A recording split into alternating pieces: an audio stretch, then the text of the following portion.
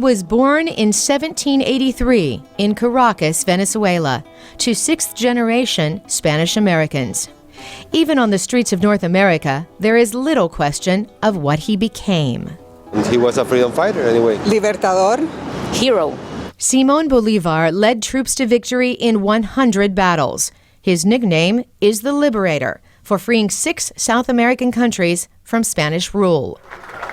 His sword is presented to heads of state, as Venezuelan President Hugo Chavez did in April to Russian Prime Minister Vladimir Putin. But some think Simon Bolivar's death was never fully explained. His parents died of tuberculosis. So when Bolivar developed a chronic cough, fever, and weight loss, the same bacterial infection was suspected. He weighed barely 22 kilograms when he passed. Tuberculosis was listed as the cause of death. The gelatinous fluid covering the surface of the brain. But now, almost 2 centuries later, modern medicine is discovering a new possibility. This group of doctors meets annually to challenge medical autopsies of famous historical figures. In the past, the doctors studied Florence Nightingale, Joan of Arc, Claudius. First, they get the facts. The patient ate frugally and avoided spirits and tobacco. Then they hear the patient's condition. Dr. Paul Auwaerter is the Director of Infectious Diseases at the prestigious Johns Hopkins University School of Medicine. He had terrible headaches, the skin darkening, the weight loss, the weakness, the gastrointestinal complaints, the arthritis.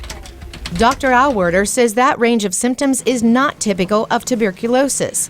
So for the past year, he reviewed something no historian ever had: Bolivar's medical records, dating back 10 years before his death in 1830. He investigated a variety of other causes and came to his own conclusion.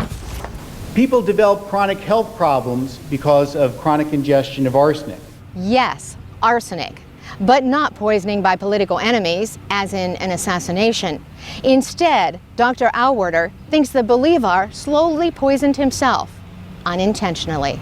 Political leaders of their day may have had VIP medicine. The best treatment available was arsenic, so that was what people reached for when they had unexplained health problems. Arsenic was their aspirin, their common painkiller. Also, Bolivar traveled and battled extensively in Peru and other mountainous areas where arsenic is a common mineral found in groundwater. Look at some of the old autopsies. Dr. Auwaerter thinks he consumed it too simply by drinking the water. Dr. John Dove is a retired spinal surgeon and a Bolivar scholar. He says if doctors had then treated the poisoning, Bolivar might have lived longer. If he'd been able to come back and to gather around him some powerful, like-thinking nation builders, they might have been able to create his ideal of having one Spanish-speaking South American country. Would have been a different world down there. It would have been a different world. Thank you. Medical professionals using modern eyes to peer back into history, viewing Simon Bolivar as if he were their patient today, and seeking to change the final line on the life story of El Libertador.